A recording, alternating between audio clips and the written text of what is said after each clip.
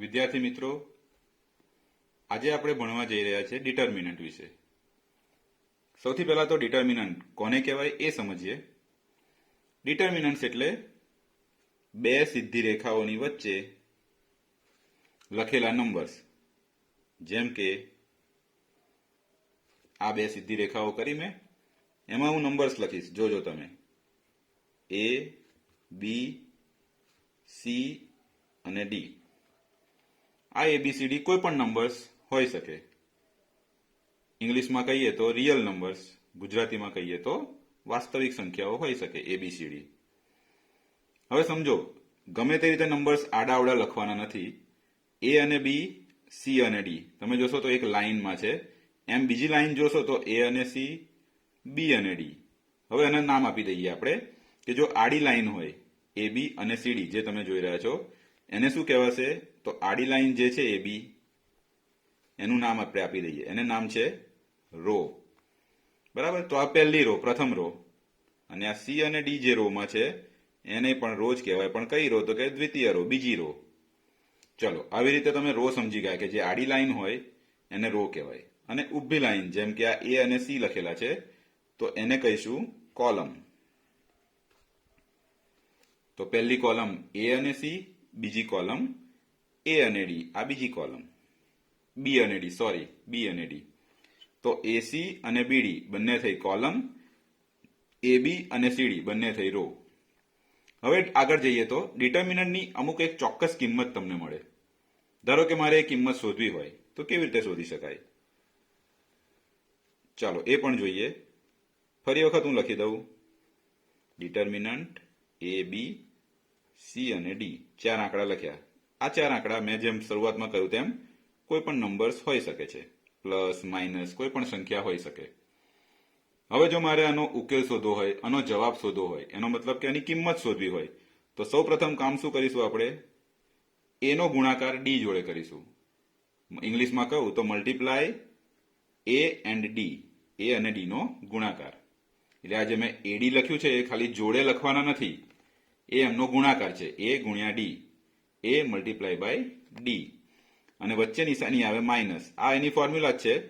વચ્ચે નિશાની માઇનસ આવે અને પછી જે બીજા બાકીના બે રહી ગયા એલિમેન્ટ B અને C, એમનો ગુણાકાર, એમનું મલ્ટીપ્લિકેશન. એટલે A અને D નું મલ્ટીપ્લિકેશન માઇનસ B અને C નું મલ્ટીપ્લિકેશન. જે જવાબ આવે AD માઇનસ BC, એ આપણો ડિટર્મિનન્ટનો ઉકેલ થયો. ધારો કે ફોર એક્ઝામ્પલ આપણે કોઈક ઉદાહરણ વિશે જોઈને એને સમજીએ. તો ફોર એક્ઝામ્પલ હું લખું છું 1, 2, 3 અને 4. બરાબર? સિમ્પલ નંબર્સ રાખ્યા છે. હવે આનો આન્સર તમે જુઓ. શું ઉકેલશો આનો આન્સર? તો જેમ મેં સમજાવ્યું એમ A અને D નો ગુણાકાર પહેલા, પછી B અને C નો ગુણાકાર. તો A અને D એ આપણા આ ડિટર્મિનન્ટ માટે કોણ છે? 1 અને 4. એ બંનેનો ગુણાકાર માઇનસ. કેમ માઇનસ? ફોર્મ્યુલામાં જ છે માઇનસ. પછી બાકીના બે નંબર કયા રહ્યા? 2 અને 3. હવે એમનો ગુણાકાર, ઇંગ્લિશમાં કહું તો 2 into 3. ચાલો, આનો આન્સર શું આવશે?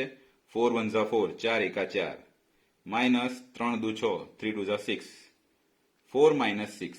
તો 4 માઇનસ 6 શું થશે? પ્લસ માઇનસ માઇનસ એટલે ઓછા કરવાના, બાદ કરવાના. 6 માંથી 4 જાય તો 2. મોટાની સંખ્યા 6 ની સંખ્યા, મોટાની નિશાની, મોટી સંખ્યા કઈ છે? 6. તો એની નિશાની છે માઇનસ. 6 માંથી 4 જાય તો 2. એટલે એનો ઉકેલ આવશે -2.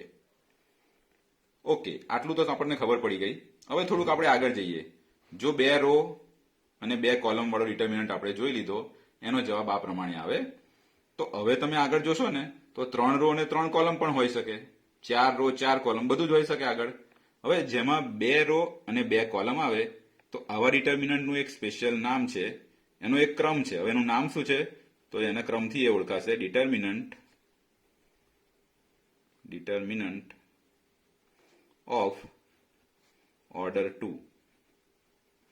Determinant of order 2. કેમ કે 2 રો અને 2 કોલમ. ઓર્ડર એટલે ક્રમ કહીએ ગુજરાતીમાં, પણ ડિટર્મિનન્ટ ઓફ ઓર્ડર 2 એવું એને બોલવામાં આવશે, જેમાં 2 રો હોય અને 2 કોલમ હોય. હવે આપણે જોઈશું કે જો 3 રો અને 3 કોલમ હોય તો એનું આન્સર, કે તો એની કિંમત કેમની શોધવી? તો ચાલો મિત્રો, અહીંયા હું લખી દઉં છું. ડિટર્મિનન્ટ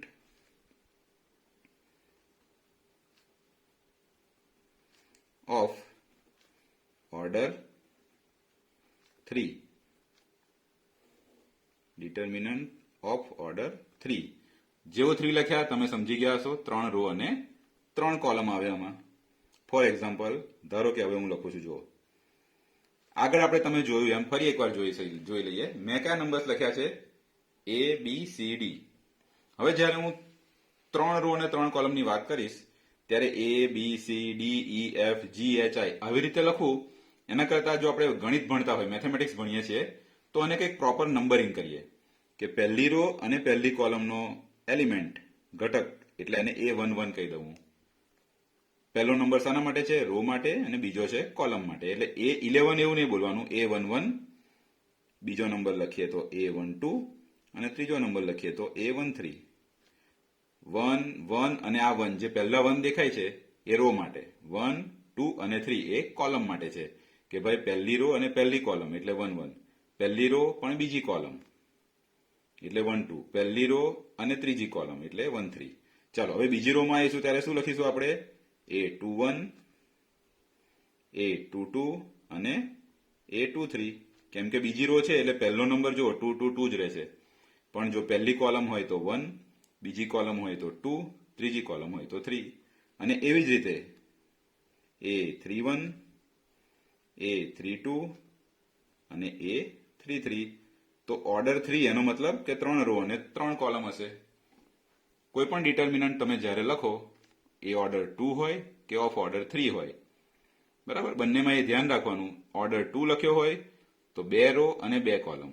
ઓર્ડર 3 લખ્યો હોય તો 3 રો અને 3 કોલમ. રો અને કોલમની સંખ્યા ડિટર્મિનન્ટમાં સરખી રહે છે. હવે આનો ઉકેલ જોવો હોય તો, જેમ કે આપણે ઉપર જોયું ફોર્મ્યુલામાં કે AB અને CD જ્યારે ડિટર્મિનન્ટ ઓફ ઓર્ડર 2 હોય ત્યારે આન્સર લાવવા માટે આપણે શું કરીએ છીએ? AD અને -BC. આ જવાબ પણ આપણે જોયો કે કેવી રીતે -2 આવ્યા. હવે જ્યારે અહીંયા તમે એ જોશો એ જ વસ્તુ, તો અહીંયા શું થશે? A11, A22, A33. આમ જુઓ તો A13, A22 અને A31. તો હવે બાકીના રહી ગયા કયા? A12 રહી ગયા, A23 રહી ગયા, A21, A32 આ બધા રહી જાય બાકી. તો અને ઉપરના માફક આન્સર નહીં આવે કે સીધી રીતે આમ મલ્ટીપ્લાય એવું ગમે તેમ ના હોય. મેથેમેટિકલી એના સ્ટેપ્સ હોય, ફોર્મ્યુલા હોય, એ આપણે ફોલો કરીએ અને આપણને ઓર્ડર 2 નો આન્સર શોધતા તો આવડે છે. ચલો તો કેવી રીતે એનો આન્સર લાવીશું એ પણ સમજી લઈએ. તો હું લખું છું આના બરાબર જોજો. ઇક્વલ ટુ, ફોકસ કોની પર કરવાનું છે આપણે? તો કે પહેલો નંબર A11, બીજો નંબર A12 અને ત્રીજો નંબર. ચલો તો કોના પર ફોકસ કરવાની વાત થઈ? A11, A12 અને A13. સૌથી પહેલા નંબર લખી દઈએ A11. હવે A11 લખ્યા પછી શું કરશો? તો એની જોડે એના ગુણ્યા એના મલ્ટીપ્લિકેશનમાં જોડે કોણ આવશે? તો કે ડિટર્મિનન્ટ ઓફ ઓર્ડર 2 જે આપણે આગળ શીખી ગયા ને એ જ. કેવી રીતે? તો જુઓ તમને શીખવાડું. A11 ની કોલમને છુપાઈ દો, સાથે સાથે એની રો ને પણ છુપાઈ દો. બરાબર? A11 ની રો અને કોલમ છુપાઈ દો. જે રો અને કોલમમાં એ એલિમેન્ટ આવે એ છુપાઈ દો. હવે તમને 4 નંબર દેખાશે. A22, A23, A32, A33. તો A11 જોડે જેનું મલ્ટીપ્લિકેશન થશે એ હશે આ 4 નંબર. બરાબર? ડિટર્મિનન્ટ ઓફ ઓર્ડર 2 કયો 2? તો કે A22, A23, A32, A33. એ આપણે અહીંયા જોડે લખવાના છીએ. A22, A23, A32, A33. ચાલો, એટલે હવે આપણે સમજ્યા જો કે આનો આન્સર તો ઉપર પ્રમાણે આવશે, ડિટર્મિનન્ટ ઓફ ઓર્ડર 2 પ્રમાણે. A22 ઇન્ટુ A33 આ બંનેનો ગુણાકાર માઇનસ આ બંનેનો ગુણાકાર A23 અને A32 નો. એનો જે પણ જવાબ આવે એની સાથે આપણે કોને ગુણવાના છે? A11 ને. એટલે આ આખું સોલ્વ થશે તો એક નંબર મળશે તમને. પછી આવશે માઇનસ. ફોર્મ્યુલામાં જ છે માઇનસ, એટલે ફોર્મ્યુલા પ્રમાણે માઇનસ. હવે જેમ મેં કહ્યું એમ કે 3 નંબર કયા ફોકસ કરવાના હતા? 1, 1, 1, 2 અને 1, 3. તો 1, 1 નું કામ પતી ગયું. જો એનું કામ પતી ગયું અહીંયા. સેમ આની આ પ્રોસિજર આપણે હવે 1, 2 સાથે નિભાવીશું. શું લખીશું? A12 અને આ A12 લખ્યા પછી એની જોડે કયો ડિટર્મિનન્ટ આવશે? તો એ ડિટર્મિનન્ટ ચેક કરવા જેમ આગળ શીખ્યા એ જ વસ્તુ અહીંયા આપણે લખીએ પાછા કે નાનો ડિટર્મિનન્ટ એટલે ડિટર્મિનન્ટ ઓફ ઓર્ડર 2 અને એ કયો આવશે? તો હવે ધ્યાન આપવાનું. A12 કઈ કોલમમાં આવે છે? સેકન્ડ કોલમમાં આવે છે. એટલે એ કોલમને હું બંધ કરી દઈશ, એને છુપાઈ દો. કઈ રોમાં આવે છે? ફર્સ્ટ રોમાં આવે છે. જે રો અને કોલમમાં આવે એને છુપાઈ દો. એમને છુપાવતા તમને 4 નંબર કયા દેખાય છે? A21, A23, A31, A33 એ નંબર્સ લખી દઈએ ત્યાં. A21, A23 બરાબર છે. A31, A33 ચાલો એટલે આનું પણ એક કામ પતી ગયું. પહેલા આયા A11 એની જોડે રો અને કોલમ છુપાઈને નાનો ડિટર્મિનન્ટ મળ્યો. પછી આયા A12 એની રો અને કોલમ છુપાઈ દીધી આપણને જે 4 દેખાયા એ નંબર્સ લખી દીધા ડિટર્મિનન્ટમાં. લાસ્ટ નંબર બાકી રહ્યો A13 એટલે છેલ્લે આવશે પ્લસ A13 એની રો અને કોલમ છુપાઈ દો એટલે તમને પછી એની જોડે શું લખવું એ મળી જશે. તો એની રો અને કોલમ છુપાવતા શું મળે? 21 22 31 32. તો ચાલો એને પણ લખી લઈએ. A21 A22 A31 A32 અને આ બધાનો જવાબ મળીને છેલ્લે એક આન્સર આવે. આનો આન્સર શોધ્યો ગુણ્યા A11 માઇનસ આ બંનેનું મલ્ટીપ્લિકેશન પ્લસ A13 આનું મલ્ટીપ્લિકેશન. હવે પહેલા પ્લસ આવે પછી માઇનસ આવે છેલ્લે પ્લસ આવે. આ ફોર્મ્યુલા છે એની પ્રમાણે આપણે શોધીશું આન્સર. ચલો હવે એક ઉદાહરણ જોઈને સમજી લઈએ કે આવી રીતે તો બરાબર છે, ફોર્મ્યુલા તો સમજી ગયા આપણે, પણ આન્સર લાવવો હોય ને આપણી જોડે કોઈ ડિટર્મિનન્ટ હોય તો કેવી રીતે આન્સર લાવવો? તો અહીંયા હું લખીશ ફોર એક્ઝામ્પલ, ઉદાહરણ તરીકે, જે આપણે ગુજરાતીમાં ઉ ડોટ ડા ડોટ કહીએ ઉદાહરણ, એ જોઈએ આપણે. ધારો કે અહીંયા છે 1 બરાબર, અહીંયા છે 2 અને અહીંયા છે 3. ચાલો બીજો એલિમેન્ટ લખું 0 1 માઇનસ લખીએ. ચાલો ને કોઈ એક સંખ્યા માઇનસ પણ રાખીએ. 3 2 કોઈ નંબર કોઈ પણ નંબર લખી શકો તમે અહીંયા. ચલો ફરી હું એક 2 લખી દઉં છું. આના બરાબર. ચલો હવે ઉપર તો તમને દેખાય જ છે. જો એવું હોય તો હું ફરી બતાવી દઉં. હા ચાલો આને ધ્યાનમાં રાખો. આને ધ્યાનમાં રાખી અને આન્સર લખવાનો A11. તો A11 આના માટે કોણ? તો આ પહેલો 1. ક્લિયર? એટલે પહેલો લખીશું 1 ઇન્ટુ નાનો ડિટર્મિનન્ટ. કયો નાનો ડિટર્મિનન્ટ આવશે? તો કે 1 ની રો અને કોલમ છુપાઈ દો. જે 4 આંકડા દેખાય એ લખી નાખવાના. 1 -1 2 2 1 -1 2 2 અને આ ડિટર્મિનન્ટનો આન્સર કેમનો મેળવીશું? 1 × 2 2 એકા 2 માઇનસ કરીને પછી આ બંને લખવાના છે ફોર્મ્યુલા પ્રમાણે. ચલો માઇનસ. હવે 1 નું કામ પતી ગયું. કયું બાકી રહ્યું? 2 અને 3 બે બાકી રહ્યા. તો 2 × 2 ની જોડે કોણ આવશે? કયો ડિટર્મિનન્ટ બનશે? તો કે 2 ની રો અને કોલમ છુપાઈ દો. 0 -1 3 2 0 -1 3 2 અને લાસ્ટમાં રહ્યા 3 બાકીના રહ્યા આ રહ્યા 3.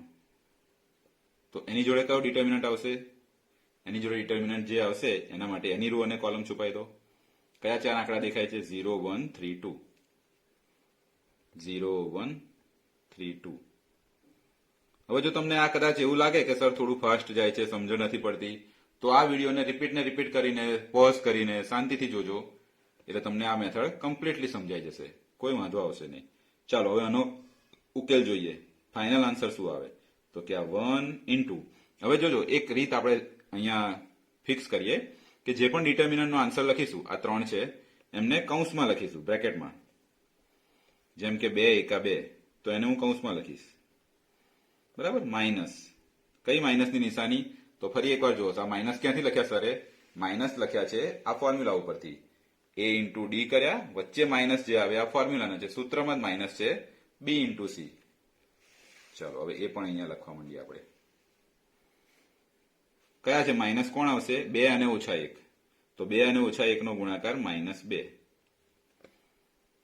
રેડી? -2 into bracket. હવે કોણ આવશે? તો કે 0 × 2 એ તો 0 જ થાય, 0 × 2. માઇનસ કયા માઇનસ? ફોર્મ્યુલામાં જે માઇનસ છે એ જ. અને 3 × -1. જો 3 ને -1 નો ગુણાકાર -3. મોટો કૌંસ પૂરો. +3. ચાલો હવે 0 × 2 0 × 2 એ તો 0 જ રહે. -3 એકા 3. જો અહીંયા માઇનસ કેવું કઈ છે નહીં એટલે આ -3 -2 આયા એમ અહીંયા કોઈ માઇનસ નથી. 3 એકા 3 3 1 3. બસ અને કિંમત શોધી લો આની. 1 ઇન્ટુ બ્રેકેટ માઇનસ માઇનસ શું થઈ જશે? પ્લસ થઈ જશે. 2 + 2 -2 માઇનસ માઇનસ, જો 0 તો 0 જ છે, માઇનસ માઇનસ +3 એટલે તમે 0 -3 લખો, અરે માઇનસ માઇનસ +3 લખો કે ડાયરેક્ટ 3 લખી દો તો પણ ચાલે. 0 નીકળી ગયા, માઇનસ માઇનસ થઈ ગયા પ્લસ. ચલો હજુ +3 હવે એના બ્રેકેટમાં જુઓ 0 -3 તો એ -3 લખાશે. ચલો હજુ આગળ આન્સર જો 2 ને 2 4 4 ગુણ્યા 1 4 into 1 2 + 2 4 4 into 1 એટલે 4 માઇનસ 3 દુ 6 3 2 6. ચલો આ કેટલા આવશે તો કે પ્લસ માઇનસ એટલે માઇનસ થશે. 3 into 3 3 ગુણ્યા 3 3 તારી 9. 4 તો એમને એમ રાખીએ આપણે માઇનસ વાળા ભેગા કરીએ 9 અને 6 9 ને 6 કેટલા થશે 15 માઇનસ માઇનસ પ્લસ 9 ને 6 15 4 minus 15 15 મોટા માઇનસની નિશાની આવશે વત્તા ઓછા ઓછા 15 માંથી 4 જાય તો 11 એટલે -11 આ એનો ફાઇનલ આન્સર. હવે તમને એક મિત્રો અહીંયા સમજી લો કે જો તમને આ મેથડ ને આ રીત ફાઈ જાય તમારો આન્સર આવી જાય -11 જે આ પ્રમાણે સાચો છે